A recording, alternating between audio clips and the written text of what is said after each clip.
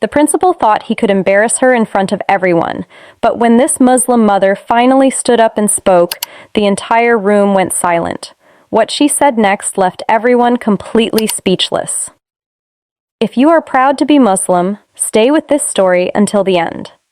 It was a cold autumn evening in the quiet town of Riverside, Massachusetts. Inside the auditorium of Lincoln Elementary School, parents were gathering for the annual school meeting. Rows of metal chairs filled the room, and bright fluorescent lights hummed above. The smell of coffee from the back table mixed with the low whispers of parents talking nervously. Among the crowd sat Aisha Rahman. She was a 38-year-old mother of two. Her navy blue hijab was neatly pinned, and her hands rested calmly in her lap. She had come to the meeting alone tonight because the man she loved was working the late shift at the hospital. Her daughter Sarah studied in 5th grade at the same school. Her son Omar was in 3rd grade. Aisha had lived in Riverside for 6 years. She worked as a nurse at the local clinic, she volunteered at the community food bank, she baked cookies for school fundraisers, and always greeted neighbors with a warm smile. But tonight felt different. There was tension in the air. At the front of the room stood Principal Howard Bennett. He was a tall man in his 50s with gray hair and a serious face. He had been the principal of the school for 15 years. Some parents respected him. Others were a little afraid of him. Tonight he looked especially irritated. The meeting started normally. They talked about the school budget, student test scores, and plans for a new playground. Parents asked polite questions, and the principal answered confidently. Then the conversation suddenly changed. Principal Bennett adjusted his glasses and spoke again. "Now we need to discuss something important," he said. "There have been concerns about cultural accommodations in our school."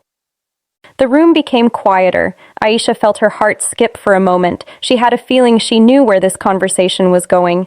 "Several parents," the principal continued, "have expressed concerns about special treatment being given to certain students because of their religious beliefs." A few heads slowly turned toward Aisha. She stayed calm and kept her eyes forward. "For example," the principal said sharply, "there have been requests for prayer spaces, requests for students to be excused from certain activities, and requests to modify dress codes." He paused and looked across the room. Then his eyes stopped on Aisha. "I want to be clear," he said. "This is an American public school. We have American values here. We cannot change our rules every time someone feels their foreign customs are challenged." The word foreign hung in the air. An older woman nodded strongly. A few others murmured in agreement, but many parents looked uncomfortable. Aisha felt her pulse quicken, but her face stayed calm. She had experienced moments like this before. The curious looks at the grocery store, the extra security checks at the airport, the distance some people kept when they noticed her hijab. She had learned to respond with patience and grace. But then the principal went further. "I mean, really," he said with a slight laugh. "If someone chooses to come to this country, shouldn't they adapt to our way of life? Shouldn't they dress like us, act like us, believe like us?" He gestured vaguely in Aisha's direction. "I see some parents here tonight wearing head coverings, and I have to ask, if you want your children to succeed in America, why would you teach them to stand out? Why make them different?" Several parents gasped. Someone from the back of the room said loudly, "That's inappropriate." But the principal raised his hand. "I'm only saying what many people are thinking." Aisha's hands tightened in her lap. Just a month earlier, her daughter Sarah had come home crying because another student tried to pull off her hijab. When Aisha reported it, the principal had dismissed it as kids being kids. Now she understood why. The room buzzed with uncomfortable whispers. Then something unexpected happened. Slowly, Aisha stood up. The room immediately went silent. Every single person turned to look at her. She stood there calmly in her navy hijab, wearing a long coat and simple black shoes. She wasn't tall or intimidating, but there was something powerful in the way she carried herself, a quiet dignity that demanded attention. Principal Bennett looked slightly surprised. "Yes?" he said with a challenging tone. "Do you have something to say?" Aisha took a deep breath. Then she spoke. Her voice was calm, clear, and steady. "Yes, Mr. Bennett," she said. "I do." She looked around the room at the parents watching her. My name is Aisha Rahman. I am a nurse. I am a mother. I am a neighbor. I am a volunteer. Then she continued. And yes, I am a Muslim woman who wears hijab. Some parents leaned forward, listening closely. You asked why I would choose to make myself different, she said. Why I would teach my children to stand out. She gave a small, gentle smile. But Mr. Bennett, I did not choose to be different. I chose to be faithful. She paused. There is a difference.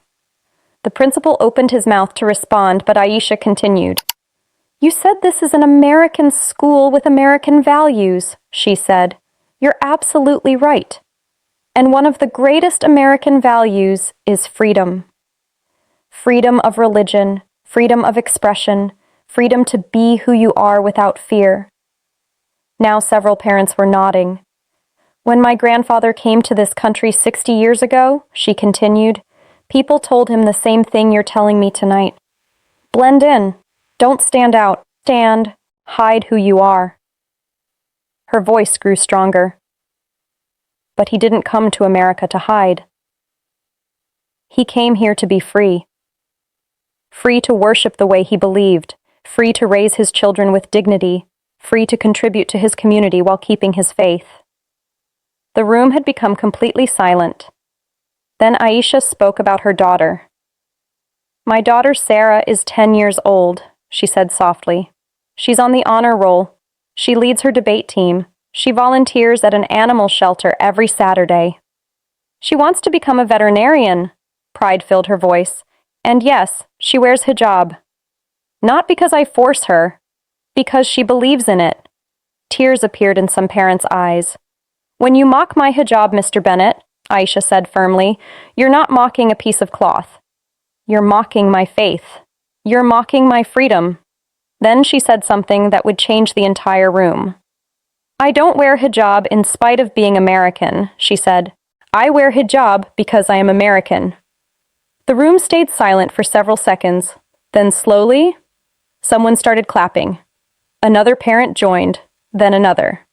Soon, half the room was standing and applauding. The same woman the principal tried to humiliate had just earned the respect of the entire room. Principal Bennett stood there quietly, his face pale. For the first time that night, he had nothing to say, and in that moment, everyone realized something powerful. Sometimes the strongest voice in the room is not the loudest one. It is the calm voice that stands up for truth.